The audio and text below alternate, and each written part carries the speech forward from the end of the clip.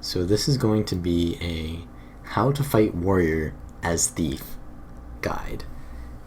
And as thief, you generally need to know how every class works to play it pretty well, because you need to know when to go in and when things are vulnerable to do your burst damage. But if you really want that edge, you're going to be looking at all the meta builds and know exactly their cooldowns and how their traits work. So here I am looking at the meta Spellbreaker build, and as you can see, it's pretty tanky with the Demolisher Amulet and pretty high base health, but it does really have high aggressive capabilities as well. I mean, warriors can really one-shot you if you're not careful. So let's look at the traits here. Shield Master is a pretty important trait to know about whenever they use Shield Stance. I'm pretty sure this is the only it says whenever you're blocking, but the only block skills that the meta build uses is Shield Stance. So whenever they're blocking, they're going to be reflecting projectiles. So you don't ever really want to be hitting yourself for free for them. So just stow your weapon when they're blocking, unless you have some kind of unblockable thing like choking gas is pretty good versus this. You're also giving them might every time you hit them while they're blocking. So if you don't really have a reason to be hitting their block, like unblockable skills, just don't really, because you're only hurting yourself really. Adrenal health, whenever they land a burst skill, they will get a 2000 heal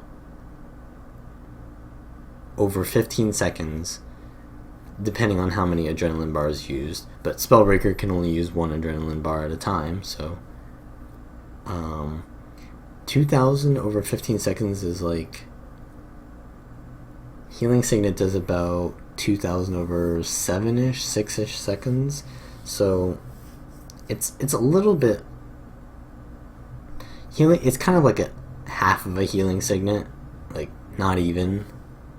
So if they get 3 stacks of adrenal health, it's kind of like a second Healing Signet, a little more. And that's all from landing burst skills. So if you dodge their burst skill, you're kind of like doing damage to them, right? I think full counter, if you proc it but don't get hit by it, that you'll still get the adrenal health. But moving on to Endure Pain, when they get to 50% health, they'll get Endure Pain, and it'll stun break them, so it's really hard to stun lock a warrior and kill them. What you want to do against this is when they get to around 50% HP, you kind of poke them to get them below the threshold, proc the Endure Pain, and then once Endure Pain finishes, you can go for your burst damage and try to finish them off. It does have a 90-second cooldown now, which it means that it generally kind of won't be up every time they go below 50% health, but you still kind of don't want to throw all your damage into an immune. And Rousing Resilience is a 2000 heal whenever they break out of a stun. So stun breaking and breaking out of a stun are completely different.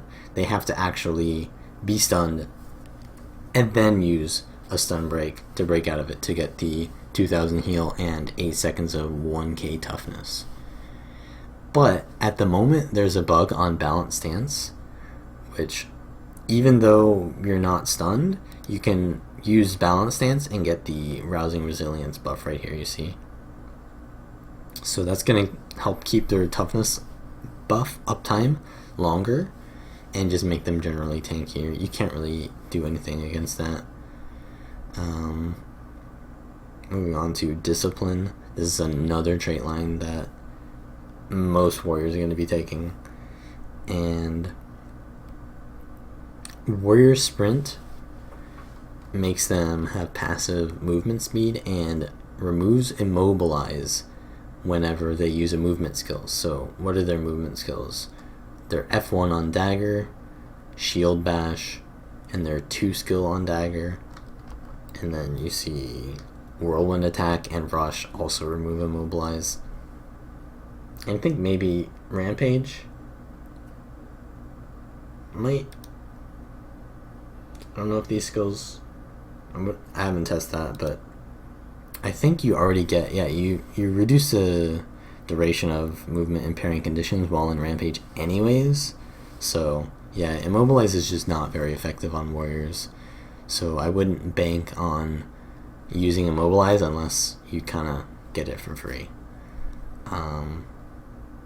Brawler's recovery gives them passive Condi cleanse, sort of, and burst mastery is just more stats. So those are the 2 main trait lines you're going to see on warrior most of the time. Then Spellbreaker is mainly about full counter, which is their F2 ability, and as you can see here, they get resistance and protection after a successful full counter. So full counter has a 10-second cooldown, so around 10 seconds after they use their last one, you want to be stowing your weapon or being a little passive. Of course, in some situations you actually want to be aggressive, even though you're going to proc their full counter, because you'll do more damage anyways than if you deny them the boons that they get and the adrenal health they get from proccing a successful full counter. But you can also, if you want to be really aggressive, then you can also steal into full counter, which will interrupt it and prevent all of the bonuses that they get from successfully proccing full counter. And there's also another way where you can headshot it with Basilisk Venom, which is like 2 stuns at the same time, so you don't proc the full counter while trying to interrupt it, because you interrupt it simultaneously because of the 1 stack of stab getting ripped by the Basilisk Venom and then the headshot dazing it. And you also cannot blind full counter because they'll get resistance.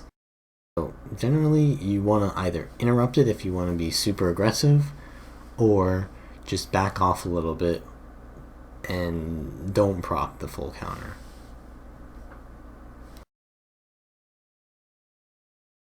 Shield stance is a 3-second block, which is a really long time for a 20-second cooldown when traded skill. And the main counter to this is to use Basilisk Venom and to then interrupt it with your unblockable Basilisk Venom cast, or to use Larcenous Strike and Flanking Strike while using SD to just go through it with unblockable attacks. Disrupting Stab is the Dagger 3, which is a really quick daze, but if you're casting a skill when they hit you with it, it'll become a stun, which is really dangerous because warriors can get a lot of damage on targets who are stunned. So what you want to do is you want to stow your weapon if you're using something that has a really obvious animation right after it. So for example, Flanking Strike is really vulnerable because it has an aftercast. So for example, withdrawing or rolling for initiative right after your Flanking Strike will prevent you from getting punished by a Disrupting Stab.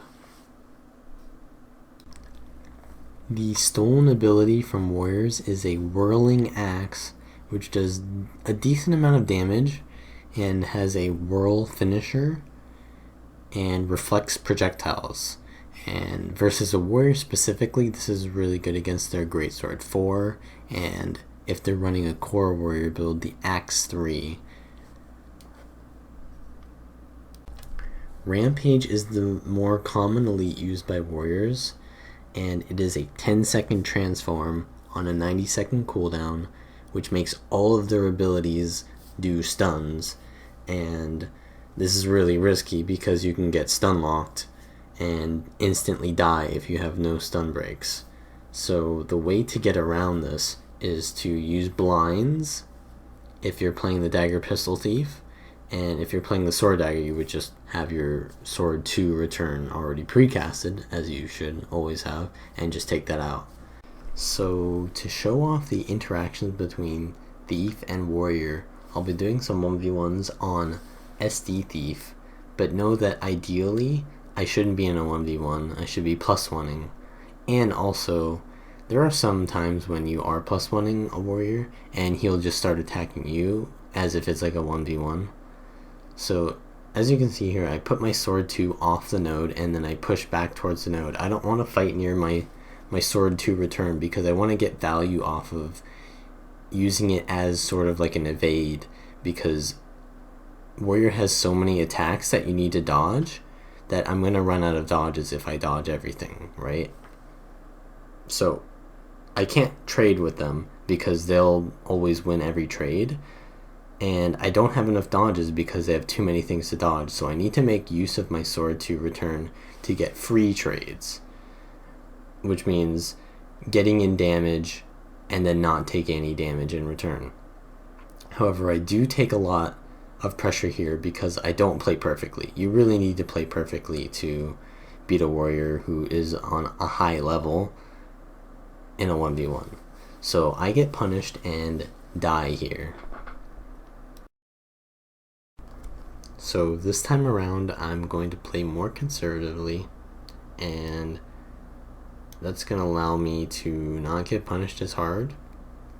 So what I do is I steal into my auto attack chain, which prevents him from counter pressuring me while I pressure him to keep up with the free trades.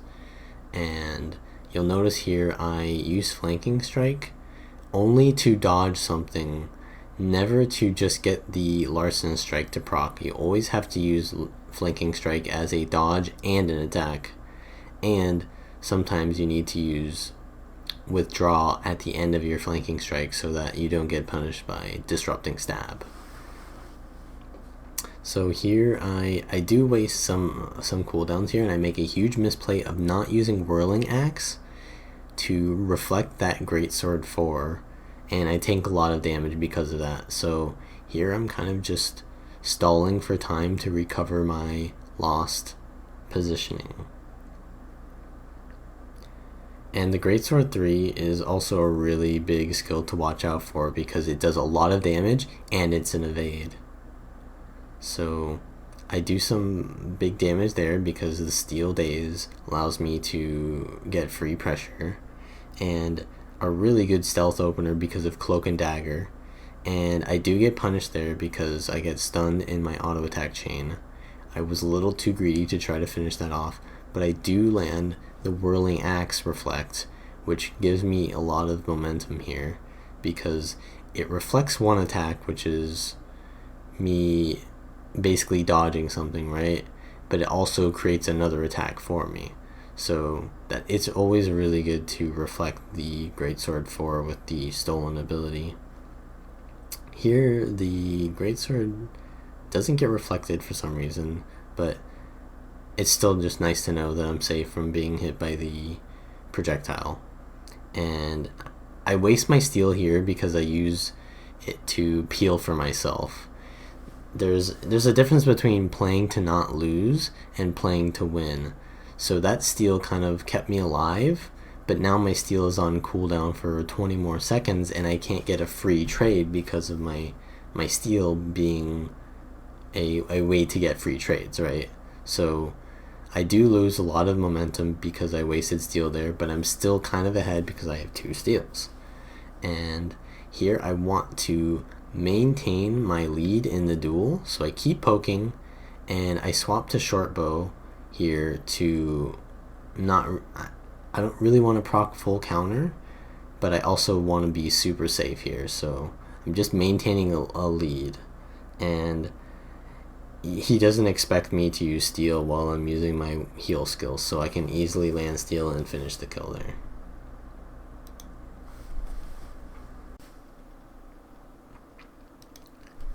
So this time around I'm versus a more aggressive spellbreaker, and what that means is they'll use their abilities in succession, rather than try to counter what I'm doing, because warrior can be very aggressive versus a thief because they have so much potential to one-shot me. So if they land any of their skills, then they can get rewarded. But if I play very safe and survive and punish them for wasting their abilities or using them too frequently, then it works out for me. So I do survive the rampage, which is a questionable thing to use in a 1v1 versus a thief, because the thief can just pour it out. But if you're just trying to get the kill, it is a pretty decently low cooldown. 90 seconds isn't that long, so it's justifiable to get a kill in a 1v1. And I'm really low because of how much pressure I'm taking here, and I'm really not able to get too many good steals off because I have to use them in a way to prevent me from dying. But I do recover some of my ground in this 1v1 by using my positioning to avoid attacks rather than waste resources on dodging, or for example, I move out of range of something instead of dodging something, and I do land a lot of good larcenous strikes. So I've now regained the lead, and this is the second rampage I'm getting hit with, but I do land a really nice cluster bomb and reflect one of the rock throws to regain that 1v1. Another build that warriors play is the core strength warrior, which loses some condi removal for added might and dodge rolls, and their dodge roll will do an attack at the end of the animation, which is unblockable and will do some decent damage, and also provides them with a really good blind clear against thieves.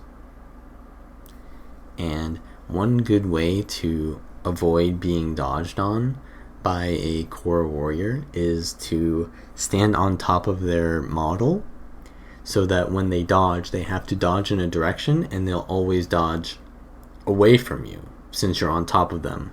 And you can even aid this by walking in the direction that they aren't dodging towards.